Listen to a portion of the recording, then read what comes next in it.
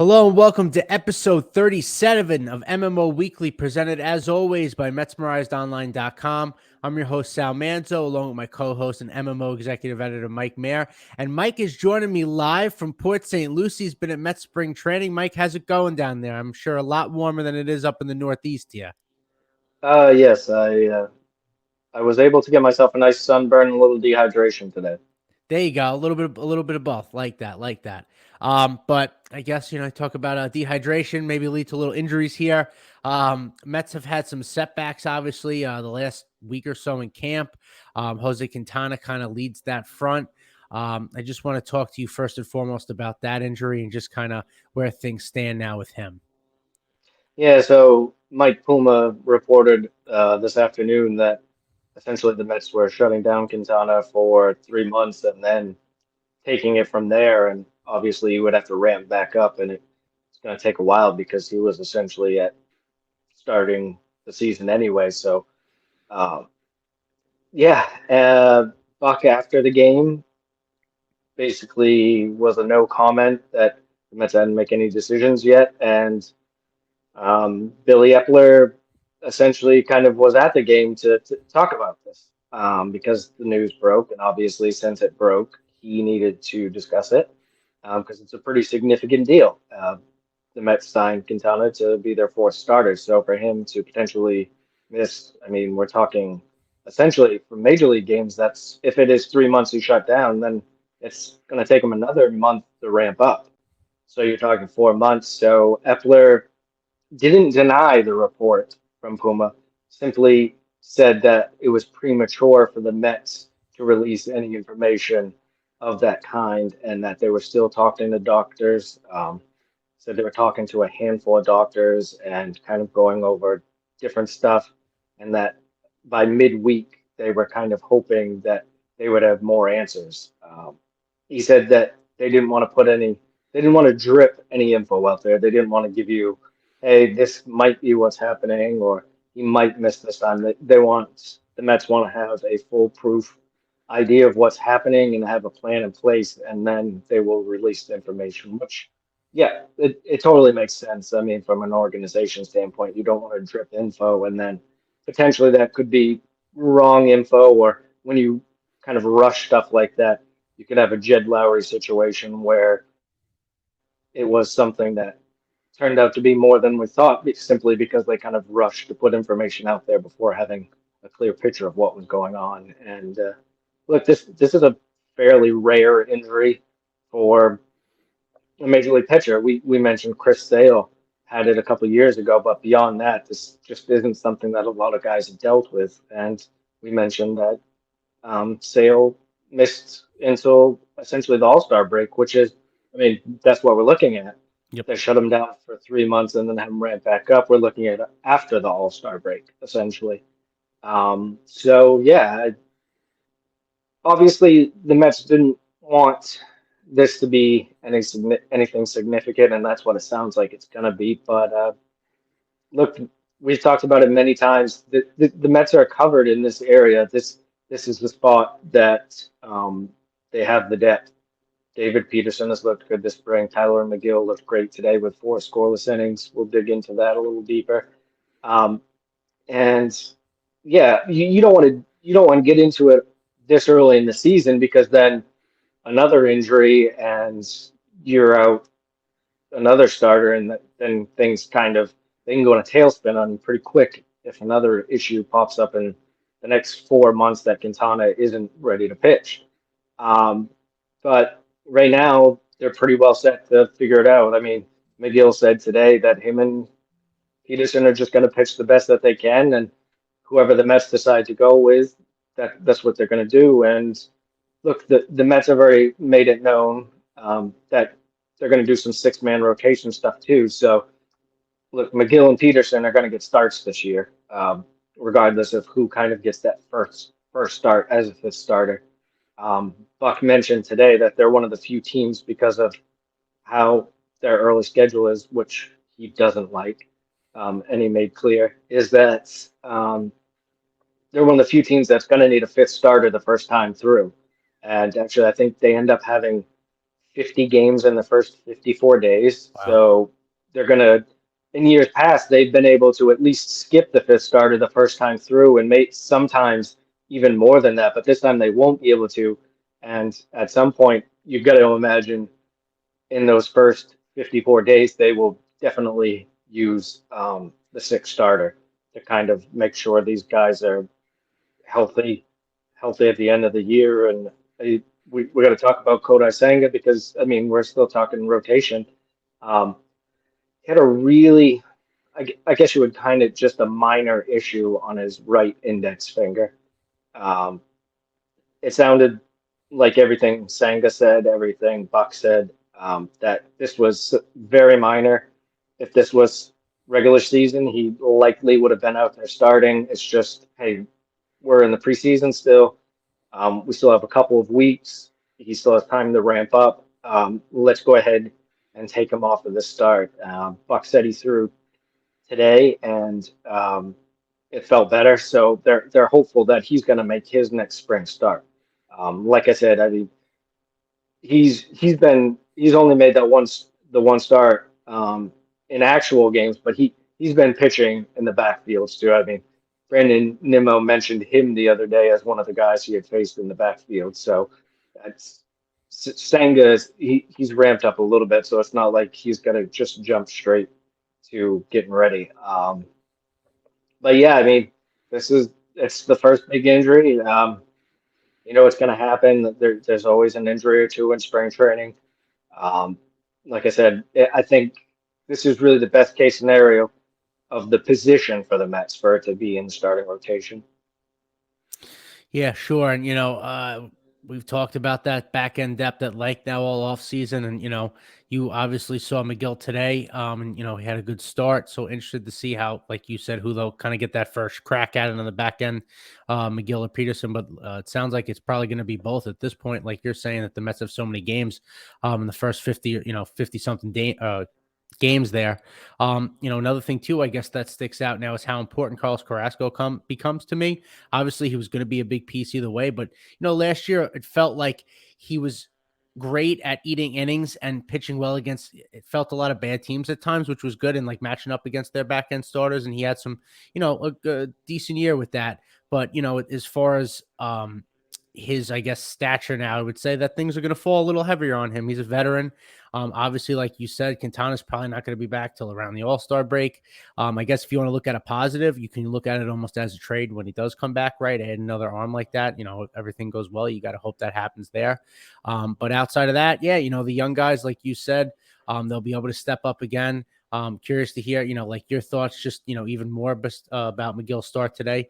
And, not even mentioning the two horses at the front with Verlander and Scherzer. We know that, they have to make their starts regardless, but it just adds a little more pressure. But it seems like you said they have the depth now at this point that they can withstand an injury like this. But, another one obviously can make things tail, like you said. Yeah, I mean, McGill looked good today. He was mixing his curveball a little bit more. He only threw it 2.8% of the time last year, and he threw it 9% of the time today. Not a huge jump, but he said it's something that he really focused on this offseason. And that was kind of, again, from talking to Max Scherzer about just giving hitters another look. Um, so I think that's something we're going to see a little more. And the big thing he talked about today, McGill, was in 2021 when he came up, he was a guy that was 93 to 96, and he got hitters out. He was a good pitcher in the major leagues for the Mets at that point. Last year as the opening day starter and to start the season, he was one of the best pitchers in baseball, but he was 97, 98, 99 early in starts. And it kind of, he even alluded to that could have been part of the reason why he had the shoulder strain that made him miss a large portion of the year and why he kind of fell off in starts too. Even when he was successful last year, he was mostly a 5 inning starter. And he said that again, talking to Max Scherzer, and we've seen it with Max, that he manages a start. He knows that he's going to be out there for 6, 7 innings. So he manages that start by not throwing 100% on his fastball really early in the game. Scherzer picks his key spots. He mentioned today, Scherzer brought up a good point is, hey, the pitches 86 through 100, 105 are much more important to the outcome of the game than the pitches 1 through 20, 1 through 30 that you're throwing early in the game.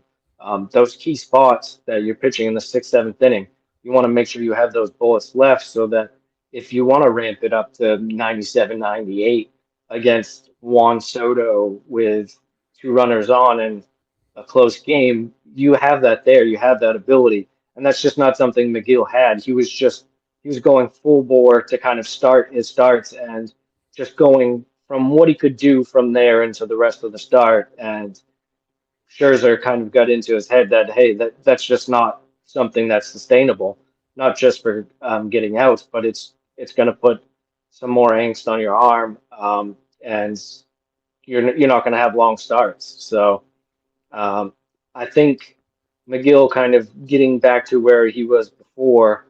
Um, Look, it's not a bad thing that obviously it's not a bad thing that he can get it up to 98, 99 at any point, and it's good that he's kind of found that extra gear in his arm. But I think he's found out that if he's 94, 95, that's perfectly fine. He can get major league hitters out that way because of his slider and bringing in the curveball now.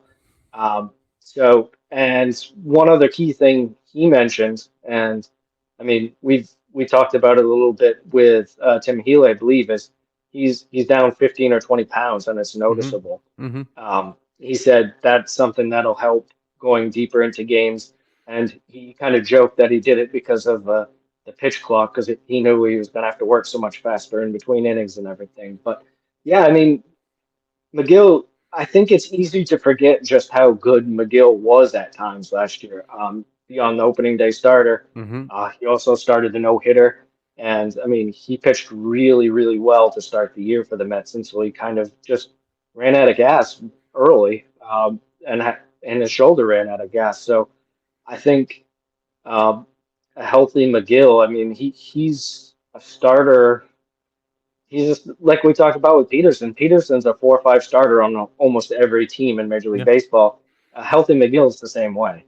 So for the Mets to have them as their fifth and sixth starter now, I mean that's a good thing for them to have, and it's nice to see that McGill. He said him and Peterson are just going to pitch what they can do and let the team make the decision. And Buck certainly seemed impressed with what he saw today. Yeah, no, absolutely. And I appreciate that mentality from them as well. It just kind of shows more to the culture, right? And the organization, how things have changed now. They're not me guys here. They're doing whatever they can to help the team, to help the Mets be successful, and ultimately it'll help them. And I really like hearing that. But to your points as far as the velocity stuff, it's funny, hearing that Scherzer saying something like that, because that's something, listening to the broadcast, Ron Darling talks about all the time. And it felt like over the last couple of years, especially with DeGrom, just as far as learning how to pitch at 85, 90%. John Smoltz talks about that too as well, that adding and subtracting. So, you can't live at 100, but, you pitch at 85% as far as, velocity is concerned. Then you can, at times when you need to go back and get a couple ticks up there to get a strikeout or whatever you can. And to that other point, as far as with the pitch clock, you joked, right? He lost the weight, so he could keep up. You think about it, if you're throwing full bore now every single time, with the pitch clock along that's going to tire you out as well. That's going to be another factor, I would assume. I mean, even Verlander's joke that he, had to get started doing cardio again because you got to, keep up with this pitch clock. So in general, I agree with that. I think, and we've talked about it. I think on here, or at least I've said it, I think, as far as I think pitchability was going to start coming back a little bit more because of the pitch clock, because of that. So, it'd be interesting to see if McGill, is able to take that approach through a long haul season here now.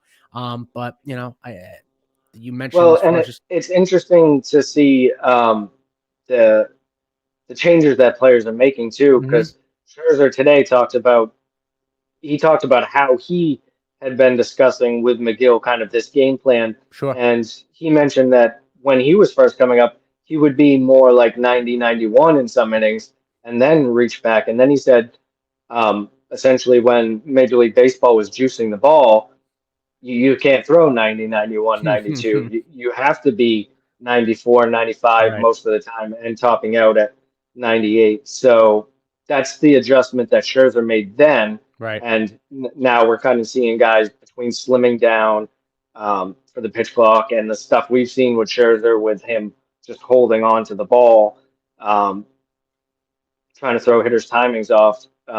The Mets are doing their part to kind of make sure that they adjust now to the pitch clock and be proactive instead of in the season and be reactive to this stuff. So, I mean, that's something you expect now from a Buck Showalter led team. They've certainly become more of a proactive in anything that gives them some kind of a slight edge. Yeah, definitely. And yeah, you bring up pitch clock. When we talk World Baseball Classic, I'll bring my thoughts on that. But before we transition to there, I know we want to talk about Darin Ruf a little bit.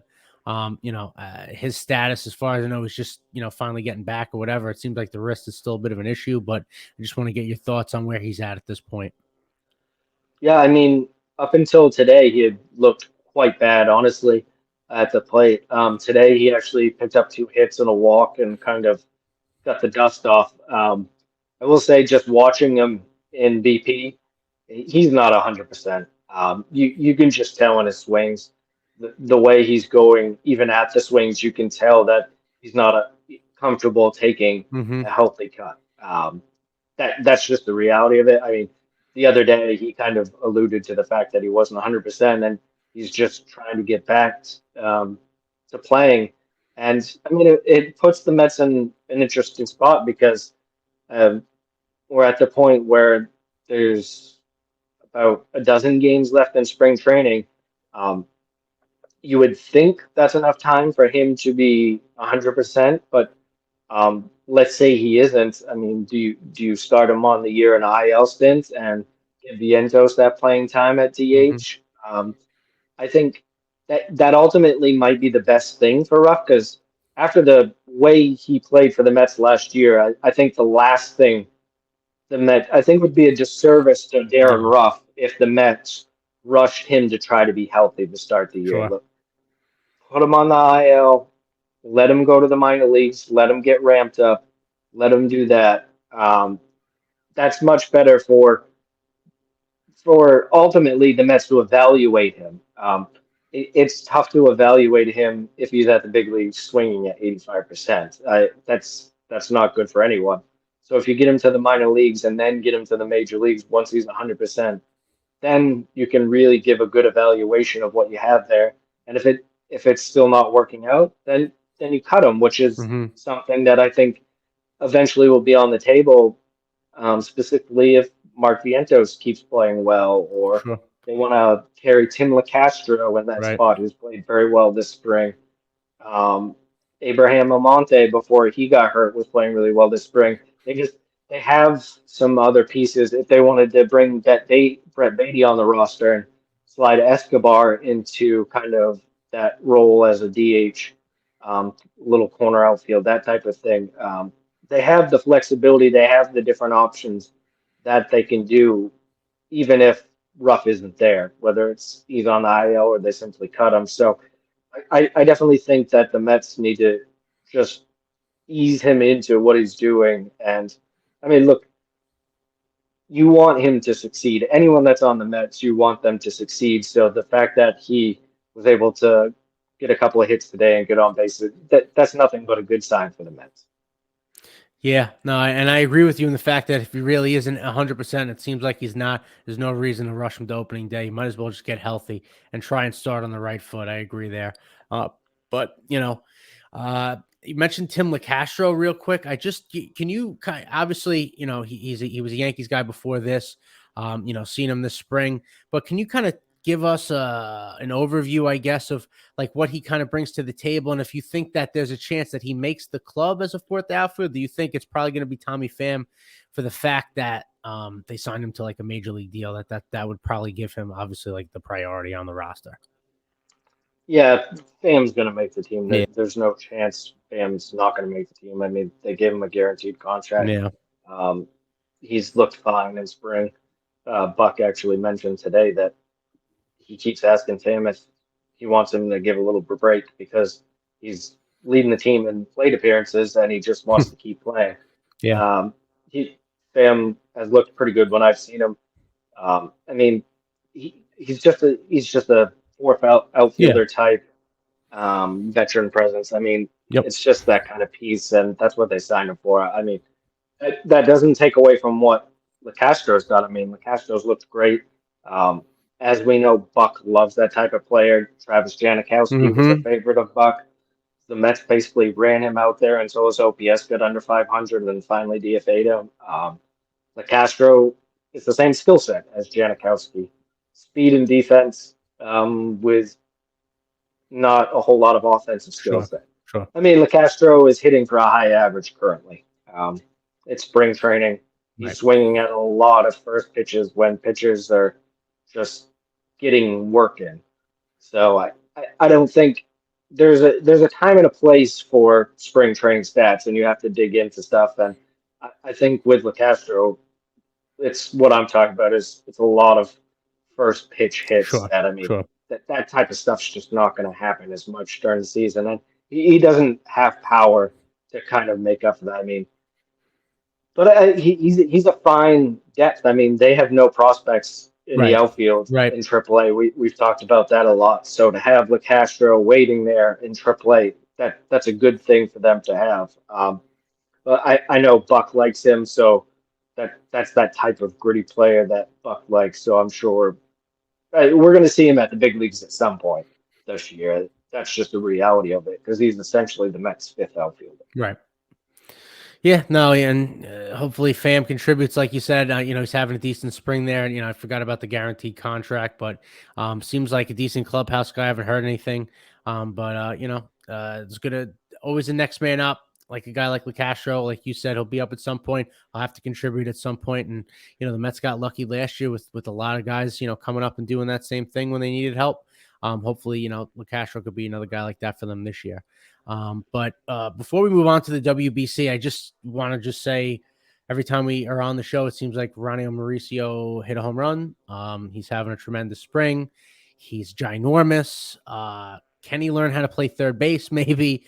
I don't know. I'd love to see. I know it's not, I don't know if he'll come up this year, at what point, whatever. I know it's probably going to be more, Beatty and at some point Alvarez as well and Vientos.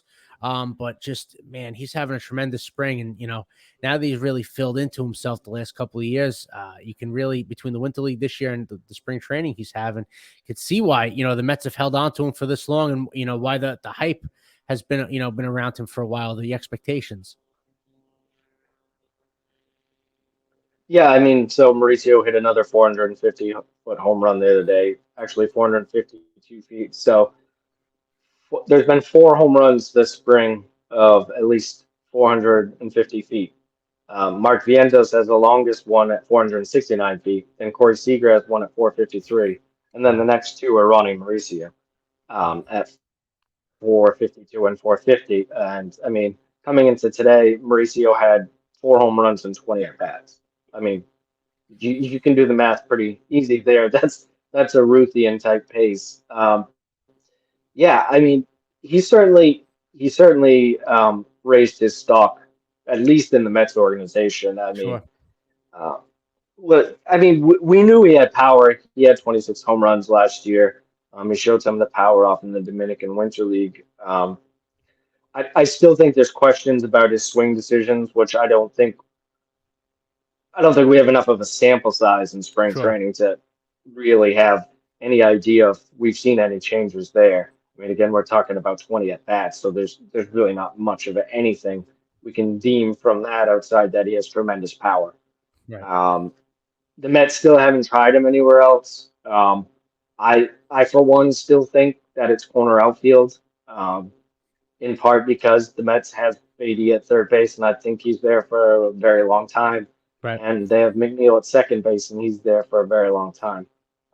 And if you're one of the top first base, obviously Alonso's there and likely there for a long time. So corner outfield is kind of where, I mean, Mark Canha could be gone after this year, so that Right. could be a spot for him. Even so, Canha's really more of a 100, 120 game guy anyway. So, yeah, I think corner outfield is where he kind of ends up, and that'll be one of the things to watch really early in the minor league season is are the Mets going to keep pushing him as the shortstop. Right. Um, and if they do, you really have to think at that. I know they like to keep young kids at their original position so that they can focus on hitting. Um, and I agree with that. But at some point, Mauricio has to start playing somewhere else if the Mets are going to want him to help at the big league level. Like we said, the Mets outfield depth is not very good. So let's say early in the season that Mark Canha gets injured and he's out for 2 months. Tommy Pham is a fine, fourth outfield piece, but True. he is not True. a guy that should be starting every day. Right. Right. He just is not that type of offensive player anymore. So in a perfect world, you'd like to have someone with the offensive capabilities or potential of Mauricio. So you get him right in the corner outfield right away to start the year in AAA, at least if say this happens a month in, then he has some experience out there. Right. Um, like we mentioned, I mean, LaCastro's again, but he's a nice complement, fourth, fifth outfielder type. So, and they don't have anyone else. So, I mean, that's where I would see it for Mauricio. But yeah, I mean, you can't be anything but impressed from what we've seen with the power so far. Yeah, and I agree with you there. I joke with third base just because I look at how big he is and all that, and you see some sign of potential there. But really, wherever he can get on the field to help the Mets at the big league level, that's where you want him. Obviously, agreed there. And I think he's played some left field so far this spring training. I feel like we've seen him maybe a couple of times out there. Um, Mauricio? yes, if I could be wrong No, about no, no, he's been strictly shortstop. strictly at short. Okay, Yeah, well. I guess there's no time to learn like the present. yeah. Hopefully, yeah, like you said, if they start him at AAA doing that, but it's a tricky thing, I guess. But that bat plays. If they could do something down the line, that would be good. But I guess I'd like to move on to this tournament that's going on, the WBC. It should be called the X Mets Classic because it just feels like every time I watch a game, there's some sort of X Met on the screen. You had Matt Harvey pitching to Yoenis Cespedes, Italy versus Cuba.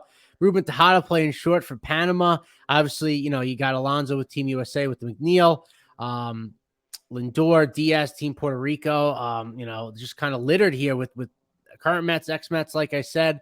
How are you liking the tournament so far? If you have any thoughts on it or anything like that. I, for one, am very upset that you did not mention Dilson Herrera hit a home run earlier tonight for Colombia. As a Dilson Herrera truther and someone who always thought he was going to be a star in the big leagues, um, shame on you, Sal. But yeah, I mean, I think it couldn't have gone better than it has so far. I think is probably the best way to put it, as just as a whole for the World Baseball Classic. Look, I mean, fans have gotten to see what these atmospheres are like in Taiwan and Japan. And I mean, even when you had like the Dominican and Puerto Rican and Venezuelan teams Awesome. playing in Miami and all of Yep. this stuff, you just see how you see what baseball can be. You see what baseball can be fun. And that's what these fan bases do. I mean, even Steve Cohen, I tweeted out a video of a game in Taiwan, and Steve Cohen replied to me asking where it was. Kind of, I'm sure he's like, wow, this is fun. I mean, Steve Cohen was, I mean, kind of revolutionary in the fact of him doing the whole Timmy Trumpet Right. live Right. at City Field. I mean, he made that happen. Um, I know that was from an entertainment aspect. They're moving in right center field for entertainment purposes. I Yep. mean, he's doing whatever. I mean, they're making a huge scoreboard in center field for entertainment purposes. He is really focused outside of just spending on the team. He's focused on the fan experience and whether it would be, I mean, having like a cheerleader night or having a night where they have a different type of mascot, like they had a big head of players as a thing in some of the countries. So if you had like someone walking around in a huge Pete Alonso head, amping up the crowd, I mean, there's just so many different things that you can do from what these countries are doing that make the game funner. Yeah. That's part of being a fan in those countries, is being part of the game. And I think in the US we need to kind of embrace that more, where the fan is a part of the game. I know they talked to one of the Taiwanese fans and they said once the game is over, they are physically tired too, because it's essentially them being up and moving like the entire 3.5 hours.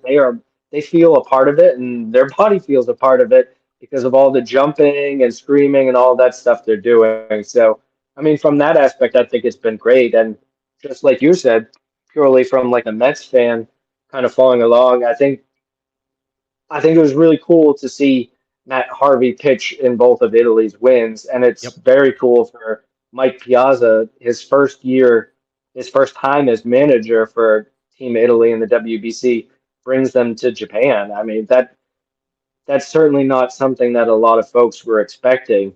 So I think that's very cool. Ruben Tejada played really well, had a home run for Yeah. Panama, had another two-hit game. He pitched really well. I mean, there's been even Claudio Scotti, a minor leaguer in the Mets system, got into Hmm. a game and pitched a scoreless inning for Italy.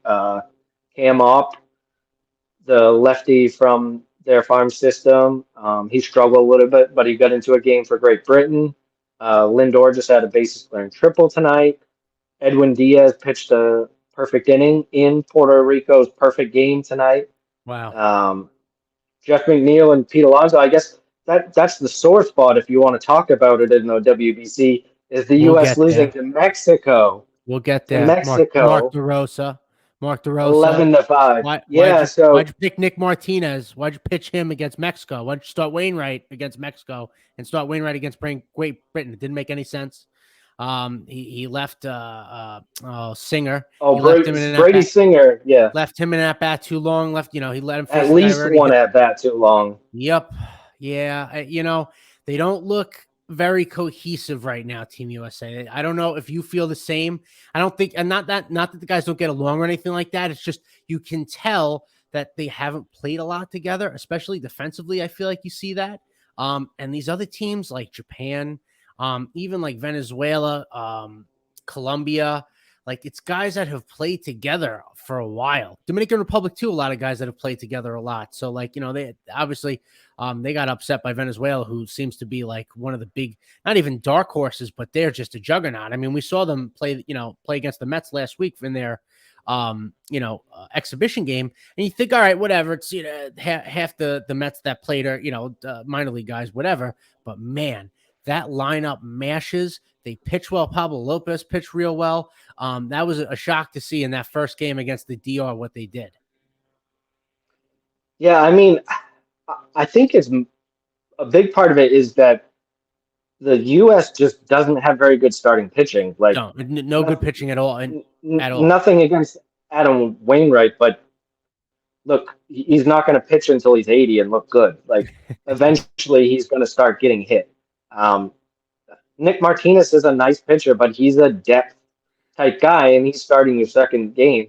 And again, Brady Singer, he's a depth piece on the Royals. I'm not trying to badmouth these guys because they're good big leaguers, but for this tournament's sake, it's just not a very impressive starting pitching staff. I mean, the back end of their bullpen is stronger, but you have to get them a lead, get to them with a lead, and with the starting Right. pitching that USA has, it's just going to be tough for them. I mean, you've seen teams like Australia score 8 runs, Czech Yeah. Republic scored 8 runs in a couple games. Like the hitters are above the uh, ahead of the pitchers this time Yes. of year. Yep.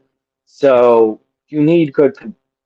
The Team USA pitching just hasn't looked good, and it's not good for them because I mean, if they lose to Team Canada tonight, Yep. after this comes out, They may not make it out of the first round. they are pretty much toast.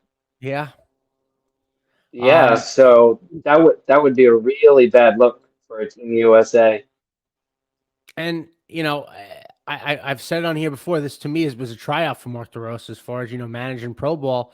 We'll see what happens the rest of the way here. But when you handed, the lineup that you get, and then you put up a game like you did yesterday and make some of the decisions that you did, you kind of, start the doubts start creeping in there. But to your point about the pitching, and I love the WBC. Any excuse to watch baseball, I'm in. You know what I mean? The other night there were 3 games on. I'm flipping back and forth like it's March Madness, and it was incredible. But you know, if you really want to make this event what it can be, you want to have the best pitchers there. So I don't know how you combat that. I know Scherzer made a comment about how he wished it would be, in midseason instead, like kind of like the NHL does with the Olympics. They put on a pause for a couple weeks because he's like, if I tried to pitch Yep. in a quasi, playoff atmosphere, my arm would be screwed. So there's no good time to have it. And we've talked about that. After the season's not good, guys probably wouldn't play. Mid-season is tough. I guess if you could do that, but do you want to make the baseball season longer than it already is? And then, having it in March, it's tough because these guys are ramping up for spring. This is the time they're getting ready for the season. But they'll have to But figure I, something I out there, I do guess. I do think Scherzer made a really good point about having in the middle of the season because the pitchers are already ramped up. Sure. And he made a good point. He made a good point about the fact that you're kind of not getting able to see some of the best pitchers in the world at their full potential Right. because Right. of when it is in the year, you have to have those pitch Right. restrictions. Right. If you have in the middle of the season, maybe you don't have to have Right. as strict Sure. of, so you can see the starters for 5, 6 innings at least in Right. the first round. And now with 65 pitches, I mean, that's 3 or 4 innings for most pitchers. So I thought he made some really good points. And I mean, maybe it replaces the All-Star game in some way on those years, or you work out something. Like you said, hockey does where they can do a pause and do Right. that. And I think maybe Major League Baseball you might have to try that at some point Yeah. because you do. I mean, you'd like to see Team USA have a Yes. better staff than they do. And again, I'm not trying to make excuses with them. I don't want to make excuses. Other countries have Well, filled out their right. rosters and been And able to everyone has get what pitch they've done. restrictions. So, not Yeah, for nothing, D-Row. You'd say you're handcuffed by pitching. Every coach, every manager yeah. in the world, literally for this tournament, has the same restrictions. So I don't want to hear it. Sorry, I'm a little annoyed. Want Team USA to do good with that good a lineup. If they don't make it out of the first round, I actually don't like Pete Alonso. Don't play again. Jeff McNeil, don't play again. Like where you tried it, like just stay with the Mets. Like World Series is more important anyway. But I don't know. Other than that, I had another point that I wanted to bring. Oh, you brought up the Czech Republic. How about the pitcher for the Czech Republic, who was, I think, a teacher who was topping out at like 78 miles an hour, struck out Shohei Ohtani, held the ball like it was Exactly. Like, Simba. That was the yeah. coolest thing ever. Yeah, I mean that's what this tournament's about too. Like so the Czech Republic, I mean, they're not going to the next round, but Right. they won that one game. They'll have Yep. that. And this guy will have that forever. He struck Yep. out Shohei Ohtani. That's just something that he'll remember forever. That country will remember forever. That's just these little cool moments. It goes beyond just the teams that win and all of that. The guy from Great Britain that did the Yeah. tea celebration at Yep. third base. They put And they in won their they first put game a today. yeah. So it's just cool, and I think every little piece of that just helps kind of spread um, the excitement about baseball. Look, I Sure. mean, there weren't a whole lot of people thinking about baseball in the Czech Republic before, but maybe Right. there's a group of kids that see like, holy crap, this guy struck out Shohei Ohtani. Like, Yeah. it's just those little seeds that you can Yeah. hopefully put in to these young kids in other countries that normally wouldn't think about baseball. That maybe the WBC is something that can help get more participation in some of those countries. Yeah, and my friends in Italy, I'm involved with baseball stuff over there. They're ecstatic what's going on with the team. In general, their celebration, the Italian thing, just the espresso in the dugout. They've like captivated the tournament so far. It's been awesome to see. And when Matt Harvey was pitching to Yoenis Cespedes and Mike Piazza was in the dugout with a Fu Manchu, I didn't know where I was. I thought I hopped in a DeLorean that went 88 miles an hour. I didn't know what year I was in or anything. But also seen Cespedes drop that fly ball. Memories brought back that too against Italy. Not particularly Well, good one for us. speaking of Cespedes and memories, so it was reported this morning that Cespedes is not traveling with Team Cuba for the next round due to personal reasons. And I'm not going to speculate, guess anything. It could be a wide ranging Sure. of things that happened, but just found it interesting, obviously, given his history with the Mets of how it happened. So, um, yeah, I mean, this was kind of Cespedes' last shot to, Yeah. if he had a really good WBC, maybe some team looking for a DH this year picks him up on a minor league deal and see what's in the tank. Essentially, he started 2 games, didn't look good in the field or at the Hmm. plate, and was benched in their last 2 games. And Yep. then he decided to essentially pull himself away from the next round. So I think this, unfortunately, because it was a fun ride for Mets fans, obviously, and Yes. it was a fun ride before that. The throw that he made with the Oakland A's, that'll go down as one of the best throws in Major League history. So I mean, it's sad that the Cespedes show is seemingly coming to an end. Yeah, and he's older anyway, and I'm not going to speculate on that kind of stuff. But we knew he was at the end of his kind of baseball playing life here.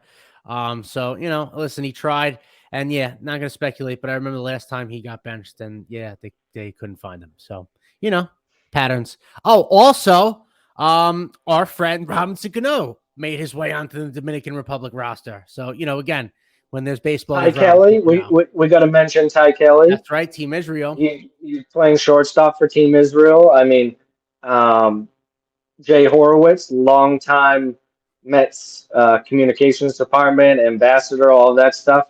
He had a grandson that got a hit in that game. It's just, yeah, there's Mets ties all over the place with this thing, which I think, I mean, for other fan bases too, I'm sure with other fan bases, there's a lot of ties because there's a lot of players involved. So that kind of gives you that extra connection with all those guys. Robert Stock, former Mets Right, legend, right. made a couple of starts in 2021. That's He right. picked up the save for Israel the other day too. So I mean, it's just cool to see all these guys on the big stage, kind of doing what they can to. I mean, look, this is a chance. Let's touch on a really good story about a pitcher for Nicaragua. He Right. pitched for Nicaragua, pitched really well in the game, and before he could leave the stadium, a scout came up and offered him a contract. I mean, that's really from the player side. That's what the heck the tournament's all about. Yeah, and when you strike out Juan Soto, Julio Rodriguez, and Manny Machado in order, I guess the paperwork's going to start coming. That's a great time to strike out the side. That's for sure. And to capital, I don't mean to keep harping on Italy, but when I woke up the other day to my good friend of mine's brother, Joe Lasorsa, who went viral for his celebration, striking out the hitter with the bases loaded. That was amazing. Did not expect that, but that's just another wrinkle in this tournament. That's so cool. And I'm just saying, lefty from St. John's, sits low 90s, good slider. The Rays have an abundance of relievers. Let's bring him home. Let's bring him back to Queens. He was a minor league all-star last year. Not like it's legal tampering in the NFL season right now. So why not do a little bit myself here right now? The Mets could use another lefty reliever or two, I would say. Yeah, absolutely. I think that's a good transition to what we're going to talk about last. Is kind of wrap up the Mets injuries in camp. Mm-hmm. And like I said, transition because Brooks Raley was scratched from Team USA. Um, Buck said he's going to rejoin the team tomorrow. So this is taping, so Tuesday. And then they'll kind of get a better idea of where it's at because he was with Team USA. So the Mets haven't really had a chance to evaluate him, talk to him, that type of thing. So it initially sounded pretty minor. So it was, Buck said the other day he expected him ready for opening day. We can see how things changed. The Quintana thing wasn't expected to Right. be potentially as serious, and now we've seen what's happened there. Bryce Montez Dioka Mm-hmm. was pulled in the game the other day because his velocity was down about 4 miles per hour, and he couldn't throw any strikes. It's a stress reaction in his right elbow. Right. I mean, there's no ligament issue, there's no ligament damage there. So that's certainly a good sign. stress reactions can be. I know some in the past have been about shut down for 6 weeks and then ramp back up. So, I mean, obviously, even if it was a longer time period, um, that's certainly better than Tommy John because when you hear forearm strain, Yep. I mean, that's where your head tends to go. And thankfully for him personally, because Bryce is a guy that's gone through he already had Tommy John in high Yep. school. Then he had shoulder surgery with the Mets. He had a blood clot issue. He had a Oh, knee issue. He's gone through a lot of surgery. So let's hope that he doesn't have to deal with any of those issues anymore. Um, Steven Ridings, right-hander that they took off waivers from the Yankees. He hasn't pitched yet, and he's starting to pitch on a slope. Um, Buck said he's probably not going to get into a game before the end of spring. Outside chance that he does, so he'll certainly start the year in the minor leagues or on the injured list. Abraham Almonte, depth outfielder. He had actually had a really good spring, mm-hmm. a really good start to the spring. He was hitting the ball hard and was getting on base quite a bit. Um, he had a left calf soreness, and Buck actually said today that he's a ways away. So probably, I mean, we might not see him again this spring. Um, who it feels like there's quite a few, but I mean, it's that time in spring when there's Right. these little things popping up. We touched on Kode Senga. Yep. He could. Buck said he could make his next scheduled start. Starling Marte, that Right. Got scary, hit. Yep. scary moment. Yep. I was in the ballpark at the time, and the whole place kind of just gasped, Yeah. and it was, I think it because of Marte and who he is, Mm-hmm. at the time, it might have been more horrific for the people that saw it than Yeah. him. I don't know if I've seen a guy get hit in the head and barely move. He didn't. Not only did he not drop to the ground, but he barely moved, Yeah. and it's just. I mean, it talks about the guy. There's no body fat on this guy No. whatsoever. No. But to the injury, Buck said that when he was walking off the field, he was coherent in his talking. Um, Everything was negative on the concussion stuff so far. He said coaches were calling him throughout the night just to uh, making sure that it again wasn't a concussion, and if Sure. there wasn't going to be an issue. So they kept calling him, kind of bugging him, "Hey, you all right?" And he said he was fine this morning. So um, we saw it at the end of last year. The Mets just Marte's such a key puzzle to this offense, Yep. just such a key cog to the top of that lineup. So hopefully he's able to. Buck said they're going to try to get him back in there soon. Yeah. So hopefully that's the case, and not injury related, but hadn't played games related is Brandon Nimmo. Yep. He returned to the lineup outside of almost getting his head taken off with a ball he lost in the Yeah. sun. He looked great. I Yeah. mean, he talked about it. Yeah, this is just the pitch. It's a pitch limit type thing. I mean, Right. Right. they don't let guys go over 100 pitches.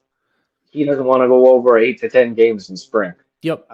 He said that the performance staff after last year actually came up to him and kind of talked through, like, hey, we think this worked really well last year Sure. in spring training because of the lockout, but it worked really well for you, the amount of games you played, and you had Right. one of your healthiest seasons. So what do you think about doing this? And Nimmo was all for it. Look, he wants to stay healthy too. I mean, Right. he's not the type of guy that's just going to get his contract and start eating Oreos every night and not worrying about his body. That's just not what he's going to be about. So he wants to be on the field as much as possible, and that's more important to do that during the regular season than it is spring training. So yeah, I think that pretty much wraps up all the injury stuff that's going on. David Robertson made his first outing today, and again, that he's an older veteran pitcher. Sure. That was just about load management. That's Sure. all with him. He pitched today and looks fantastic. So Buck said he'll take 2 days off, pitch again, and then he'll get ready to do back to backs and stuff. And he just looked good. I mean, this is a guy that somehow, I mean, is going to be pitching the seventh inning, presumably a guy that is certainly capable of closing out games if Right. the Mets need him at some point, which I think is, I don't want to get off on a tangent here, but real quickly, I think is a really good thing for the Mets to have because we saw last year that Buck is going to be aggressive in using Diaz Yep. in the Yep. seventh, eighth inning if he needs to. Mm-hmm. And then to have a guy like Robertson that has so much closing experience, that's a really big bonus for this team. Yeah, absolutely. And there's going to be days too. Diaz pitches 3 days in a row. He's not available that fourth day. You need somebody to close ball games. And as great as Ottavino was, right? You don't love him closing out those games. So Robertson's a great fit there. Obviously, he's pitched well in New York. We know the pedigree with the other team over there in the Bronx. But should be good. That back end's going to be real solid for them. It's going to be fun to see. Hopefully, obviously, I know the Lindor and Diaz want to be in Miami a bit longer. They want to keep playing, but with get our guys back healthy. That's what matters. But, I think that wraps everything up, for this week. Like you said, go turn on the television now. Hopefully the USA beats up on Canada because if they don't, not going to be a happy camper. But, it's been great so far with that tournament. We'll keep watching and we'll update you everything next week. What's going on in Mets land. Until then, let's go Mets.